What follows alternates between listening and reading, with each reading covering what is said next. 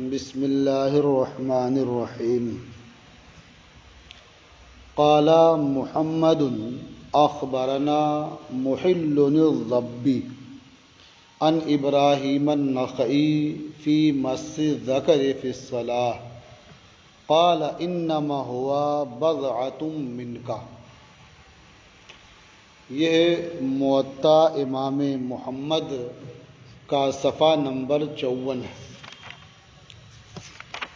اسی میں نیچے ایک حدیث ہے جس کے تعلق سے انہوں نے لکھا ہے کہ امام محمد رحمۃ اللہ تعالی علیہ نے فرمایا.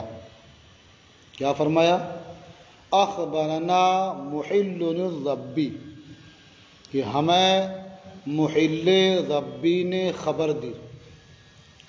عن ابراہیم النخعی، حضرت ابراہیم نخعی سے روایت کرتے ہوئے. کس بارے میں خبر دی اور کیا خبر دی وہ آگے آ رہا ہے.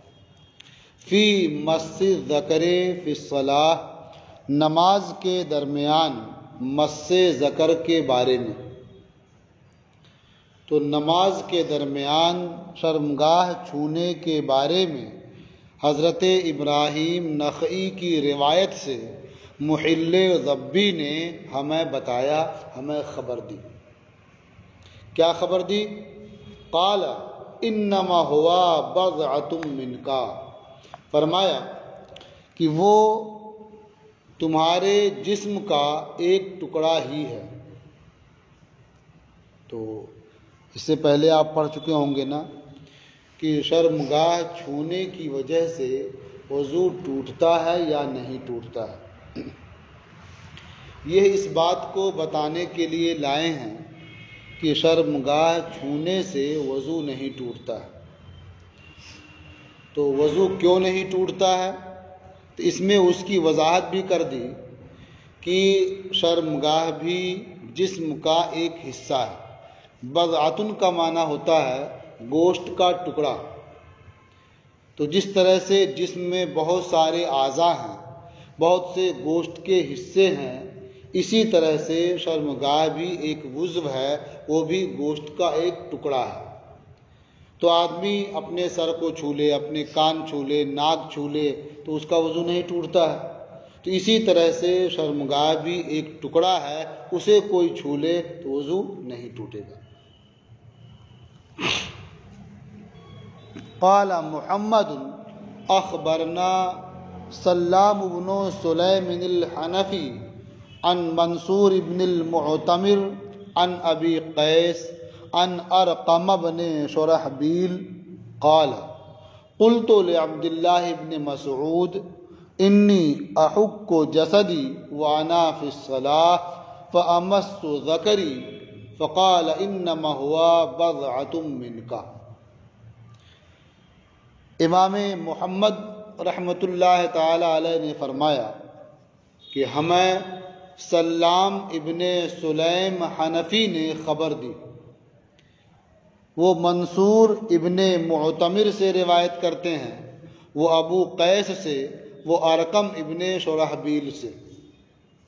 انہوں نے فرمایا کہ میں نے عبداللہ ابن مسعود سے عرض کیا، پوچھا. تو کس نے فرمایا؟ ارقم ابن شرحبیل نے. کیا فرمایا؟ کہ میں نے عبداللہ ابن مسعود سے پوچھا. کیا پوچھا، کیا کہا ان سے؟ میں نے ان سے کہا انی احک جسدی، کہ میں اپنا جسم کھجلاتا ہوں. وانا فی الصلاۃ، اور حالت یہ ہوتی ہے کہ میں نماز میں ہوتا ہوں. یعنی نماز کی حالت میں میں اپنا جسم کھجلاتا ہوں. تو اب اسی کھجلانے میں اپنی شرمگاہ کو بھی چھو لیتا ہوں. آپ نماز میں دیکھتے ہوں گے نا، یا نماز کے علاوہ اوقات میں بھی دیکھتے ہوں گے، لوگ جگہ جگہ کھجلاتے رہتے ہیں. تو اپنی شرمگاہ کو کھجلاتے رہتے ہیں، اسے چھوتے رہتے ہیں. تو کہا کہ میں نماز میں ہوتا ہوں تو اپنے ذکر کو چھو لیتا ہوں. فقال انما هو بضعۃ منک.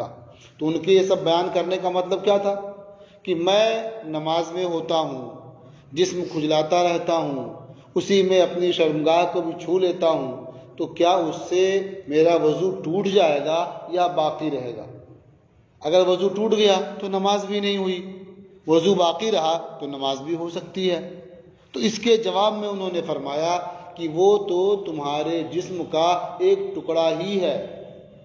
یہ جواب ہو گیا کس طور پر کہ جب جسم ہی کا ایک ٹکڑا ہے تو باقی جسم کے ٹکڑوں کو چھونے سے وضو نہیں ٹوٹتا ہے، جس کے چھونے سے بھی وضو نہیں ٹوٹے گا۔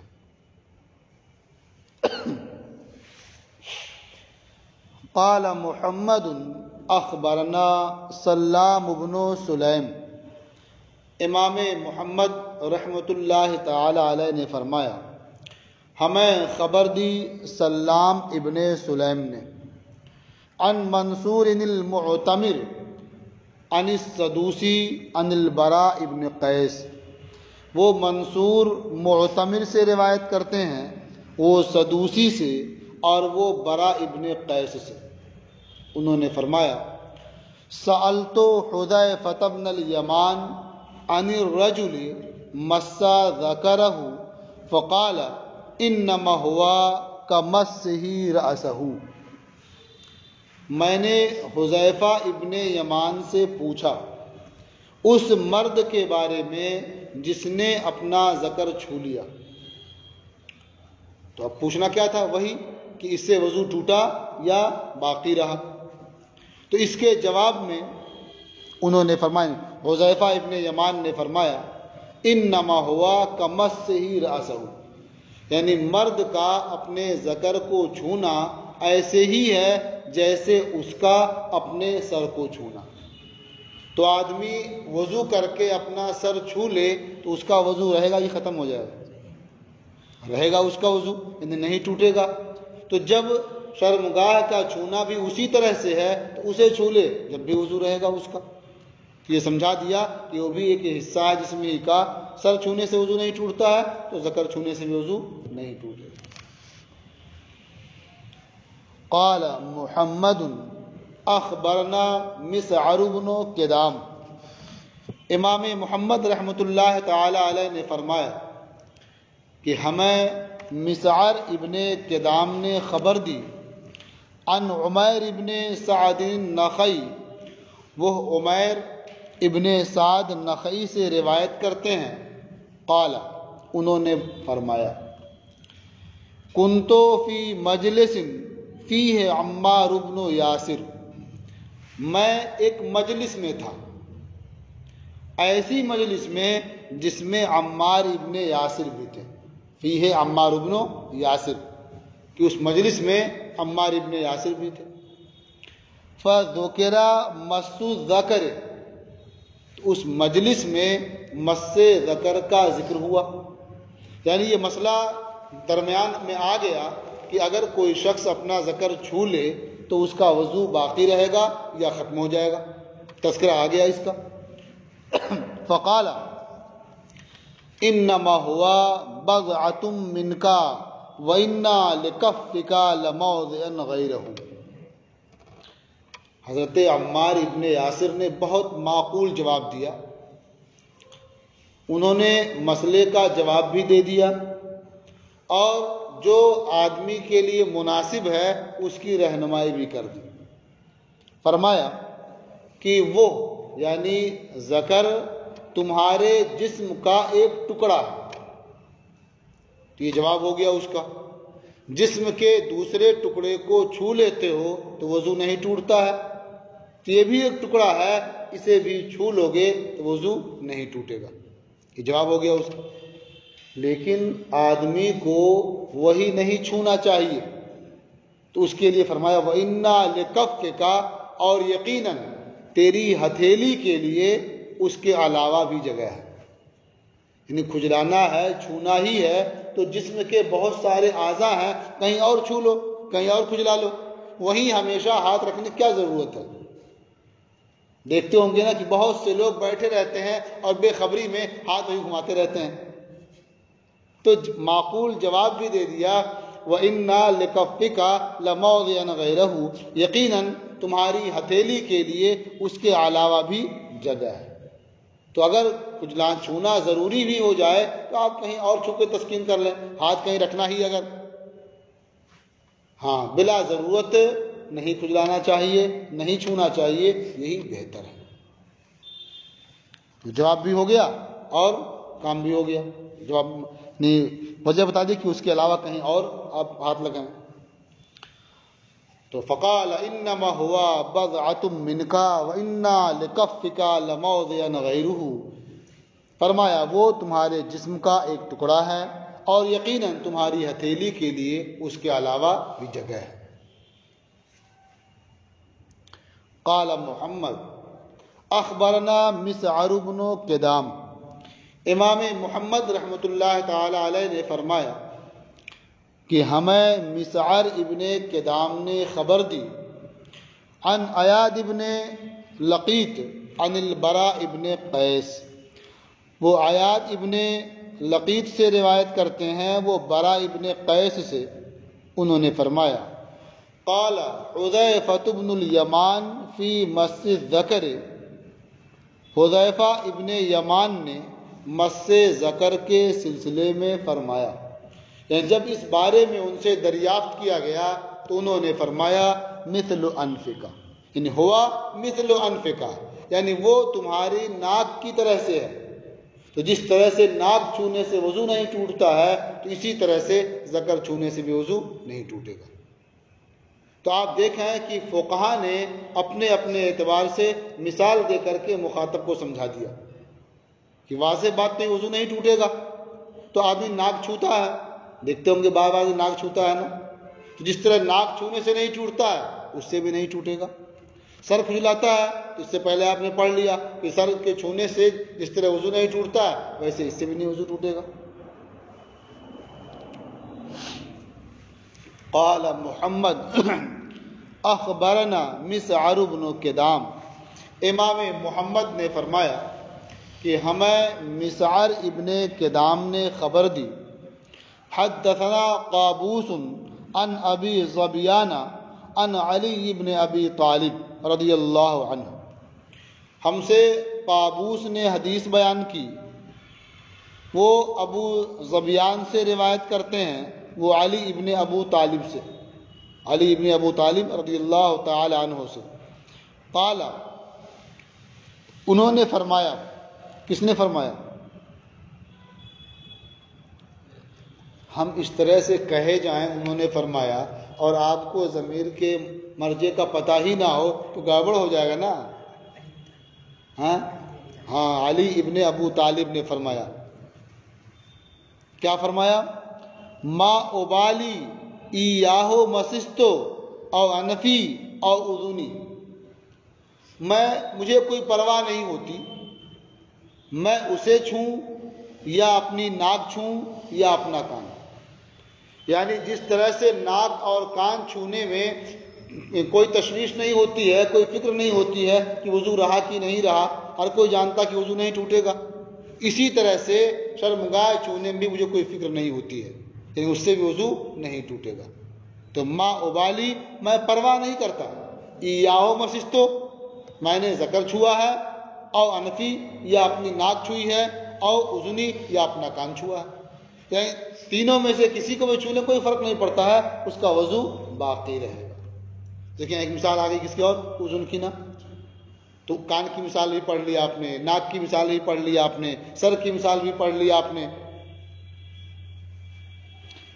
قال محمد اخبرنا ابو قدینۃ یحییٰ بن محلب عن ابی اسحاق الشیبانی، امام محمد رحمۃ اللہ تعالی علیہ نے فرمایا کہ ہمیں ابو قدینہ یحییٰ ابن محلب نے خبر دی، وہ ابو اسحاق شیبانی سے روایت کرتے ہیں، وہ ابو قیس عبد الرحمن ابن ثروان سے روایت کرتے ہیں، وہ علقمہ سے روایت کرتے ہیں، وہ قیس سے روایت کرتے ہیں۔